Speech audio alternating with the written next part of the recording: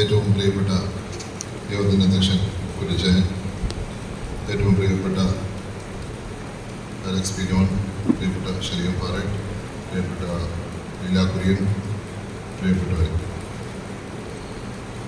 May 1 അഖില തൊഴിലാളി ദിനമാണ്. പക്ഷെ ഞാൻ അടുത്ത നിയമസഭയിൽ ചെല്ലുമ്പോൾ കേരള സർക്കാരിനോട് ആവശ്യപ്പെടാൻ പോകുന്നത് ഇതിനെ കുടുംബയോഗ ദിനം കൂടിയാക്കി മാറ്റണമെന്ന്. ഇന്ന് എനിക്ക് ഒരു 15 കുടുംബയോഗത്തിൽ പങ്കെടുക്കാറുണ്ട്. പക്ഷേ അത് സാധാരണ സമയത്തിനെത്താത്തയാണ്. ഇന്ന് എന്താണെന്ന് അറിയത്തില്ല. സമയത്തിന് 5 മിനിറ്റ് മുന്നേ എത്തിയിട്ടുണ്ട്. പക്ഷെ അപ്പം കറണ്ടില്ല. അതാ ഞാനൊന്ന് പോയി വരാൻ കാരണമായത്. ഏതായാലും ഇന്ന് നല്ലൊരു ദിവസമായിട്ട് ഞാൻ കണക്കാക്കുകയാണ്. കാരണം കഴിഞ്ഞ വർഷത്തെ കുടുംബയോഗത്തിന് എനിക്കൊന്ന് ഓൺലൈനായിട്ടാണ് ക്ലിയർ ആയത്. ഞാൻ ഓൺലൈനായിട്ടുണ്ടായിരുന്നു. അപ്പം എനിക്ക് തോന്നുന്ന സുഖമില്ലാത്തതുകൊണ്ട് അപ്പം അപ്പിയർ ചെയ്തെന്ന് തോന്നുന്നില്ല. പക്ഷേ അദ്ദേഹം കേൾക്കുന്നുണ്ടായിരുന്നു എന്നുള്ളതാണ് എൻ്റെ വിശ്വാസം. തീർച്ചയായിട്ടും അദ്ദേഹം ഇല്ലാത്ത, അല്ലെങ്കിൽ നമ്മളോടൊപ്പം സജീവമായി ഇല്ലാത്ത, അതേസമയം ജനങ്ങളുടെ മനസ്സിൽ ഇന്നും ജീവിക്കുന്ന തരത്തിൽ, നമ്മുടെ ഓരോരുത്തരുടെ മനസ്സിൽ ജീവിക്കുന്ന തരത്തിൽ മരിക്കാത്ത ഓർമ്മകളുണ്ട്. അദ്ദേഹം നമ്മളോടൊപ്പം ഉണ്ട്. കാരണം എവിടെ പോയാലും അദ്ദേഹത്തിനെ കുറിച്ചുള്ള കാര്യം മാത്രമേ കുടുംബയോഗങ്ങളുള്ളൂ. എവിടെ പോയാലും അദ്ദേഹത്തിനെ പറ്റിയുള്ള ചർച്ചയുള്ളൂ. ഇന്ന് രാവിലെയും മാധ്യമങ്ങളിൽ അദ്ദേഹത്തെ പറ്റിയാണ് അറിയാതെ ചർച്ച വന്നിരിക്കുന്നത്. തീർച്ചയായിട്ടും അദ്ദേഹം എന്നും നമ്മുടെ കൂട്ടത്തിൽ എന്താ പറയുക, എൻ്റെ മനസ്സിൽ ഒരു വിശുദ്ധനായും തീർച്ചയായിട്ടും നമ്മുടെയൊക്കെ ജീവിതത്തിൽ സാന്നിധ്യമായും എന്നും കാണും എന്നുള്ള കാര്യത്തിൽ യാതൊരു സംശയവുമില്ല. അദ്ദേഹത്തിൻ്റെ ഓർമ്മകൾക്ക് മുന്നിൽ നമുക്ക് തലവിളിക്കാം. ഇവിടെ വീണ്ടും ഒരു കുടുംബയോഗത്തിൽ വന്ന് പങ്കെടുക്കുമ്പോൾ എൻ്റെ മനസ്സിൽ ഉമ്മൻ മെമ്മോറിയൽ സ്കൂളിൽ പങ്കെടുത്ത കുടുംബയോഗങ്ങളാണ് എൻ്റെ മനസ്സിൽ മൊത്തം വരുന്നത്. ഞാൻ വിളിച്ചാൽ ചോദിച്ചു, അവിടെ എന്താ ചെയ്യാത്തതെന്ന് ചോദിച്ചപ്പോൾ വേറെ സ്ഥലത്തോട് നമ്മൾ മാറിയായിരുന്ന കാര്യം പറയുകയും ചെയ്തു. തീർച്ചയായിട്ടും നമ്മളെ സംബന്ധിച്ച് കമ്മ്യൂണിക്കേഷനാണ് ഇന്നത്തെ കുടുംബങ്ങളുടെ ഏറ്റവും വലിയ ഒരു ആവശ്യകത. ഞാനിന്ന് രാവിലെ തൊട്ട് അതാണ് ഈ കുടുംബങ്ങളിലെല്ലാം പ്രസംഗിച്ചിട്ടുള്ളതും കമ്മ്യൂണിക്കേഷനാണ്. കാരണം കമ്മ്യൂണിക്കേഷൻ ഇല്ലാതെ പോകുമ്പം നമ്മൾ ഉദ്ദേശിക്കുന്ന ഒന്ന്, ആൾക്കാർ മനസ്സിലാക്കുന്ന മറ്റൊന്ന്. ഒരാളെ നമ്മൾ രക്ഷിക്കാൻ ശ്രമിക്കുക, ആൾക്കാർ ശ്രമിക്കും, വിശ്വസിക്കും, കൊല്ലാൻ ശ്രമിക്കുക. ഇന്നത്തെ കമ്മ്യൂണിക്കേഷന്റെ പ്രശ്നം അതാണ്.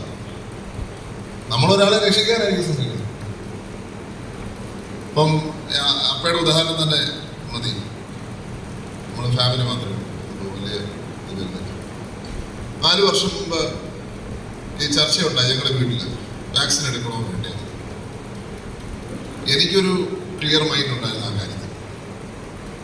ഞങ്ങൾ ഡിസ്കസ് ചെയ്തപ്പോൾ പൊതുവെ എടുക്കേണ്ടെന്നില്ല. കാരണം അതിന് ചില പ്രായമായിട്ടുള്ളവർക്ക് സൈഡ് എഫക്റ്റ് ഉണ്ടാകാൻ സാധ്യതയുണ്ട്. അതുകൊണ്ട് തന്നെയാണ് അത് എടുക്കേണ്ട എന്ന് തീരുമാനിച്ചത്. കാരണം 1,00,000 ഒരാൾക്കാണ് വരുന്നതെന്നാണ് പറയുന്നത്. 1,00,000 ഒരാൾക്ക് വന്നാലും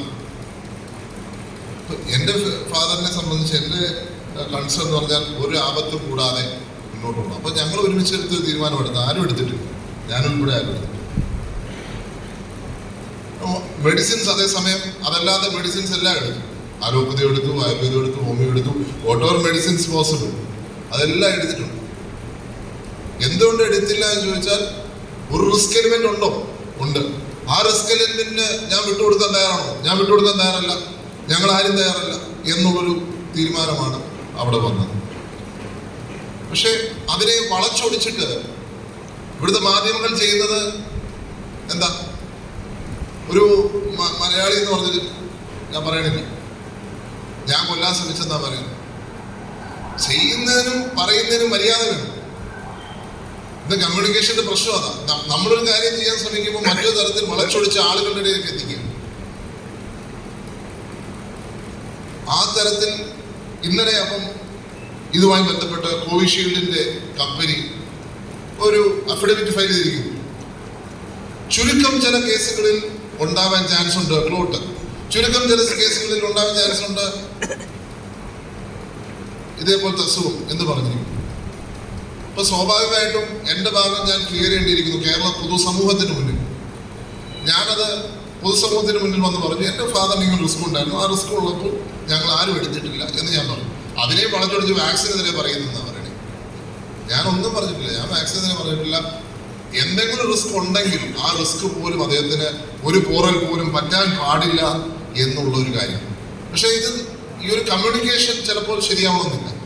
ഈ കമ്മ്യൂണിക്കേഷൻ ചിലപ്പോൾ വളച്ചൊടിച്ചേക്കാം, ആൾക്കാർ തെറ്റിദ്ധരിച്ചേക്കാം. ഇന്ന് എനിക്ക് തോന്നുന്നു അതുകൊണ്ട് തന്നെ ഫാമിലി പോലും ആൾക്കാർക്ക് തെറ്റിദ്ധാരണ കാണും. എനിക്ക് തോന്നുന്നു ഈ കുടുംബയോഗം നമുക്ക് കൂടുതൽ എഫക്റ്റീവ് ആവുന്നത് ഈ ഒരു കാലഘട്ടത്തിലാണ്. കാരണം പണ്ട് ഇത്രയും കൂട്ടുകുടുംബങ്ങൾ, ഒത്തിരി കുടുംബങ്ങൾ നമ്മളെല്ലാം ഒരുമിച്ചായിരുന്നു, കൂട്ടുകുടുംബമായിരുന്നു. പക്ഷെ ഇന്ന് അത്രയും കൂട്ടുകുടുംബമില്ല, നമ്മൾ ഒന്നിച്ചല്ല. അപ്പോൾ ഇന്ന് കുടുംബയോഗങ്ങൾ മാത്രമാണ് നമ്മളെ ഒന്നിപ്പിച്ച് കൊണ്ടുവരുന്നത്. ഈ ഒരു വേളയിലാണ് എനിക്ക് പറയാൻ പറ്റിയ, അല്ലെങ്കിൽ നമുക്ക് പറയാൻ പറ്റുന്ന എന്താണ് കാര്യങ്ങൾ, എങ്ങനെയാണ് നമ്മൾ ചിന്തിക്കുന്നത്, എങ്ങനെയാണ്, അല്ലെങ്കിൽ അവിടെ പോലും തെറ്റിദ്ധാരണകൾ വരാൻ ചാൻസ് ഉണ്ട്. ഇന്നിപ്പോൾ ഒരു കുടുംബം ബ്രേക്ക് ആവണമെങ്കിൽ, ഒരു കല്യാണം ബ്രേക്ക് ആവണമെങ്കിൽ ചെറിയൊരു കാര്യം മതി, ചെറിയൊരു കാര്യം. അതിനകത്തൊരു നോട്ടമാകാം, ഒരു വാക്കാകാം, അല്ലെങ്കിൽ ഏതെങ്കിലും സിനിമയിൽ പോയതാകാം. നമുക്ക് ഒരു വാക്കിൽ പിഴച്ചാൽ ഇന്ന് ആരും അഡ്ജസ്റ്റ് ചെയ്യാൻ തയ്യാറല്ല, ഞാൻ. അപ്പൊ ഇതാണ് ഇന്നത്തെ ലോകം. നമുക്ക് അതുകൊണ്ടാണ് ഏറ്റവും ഒരു കുടുംബത്തിൽ ഏറ്റവും അത്യാവശ്യമായ ഒരു കാര്യം കമ്മ്യൂണിക്കേഷനോടൊപ്പം തന്നെ സ്നേഹമാണ് എനിക്ക് തോന്നുന്നു.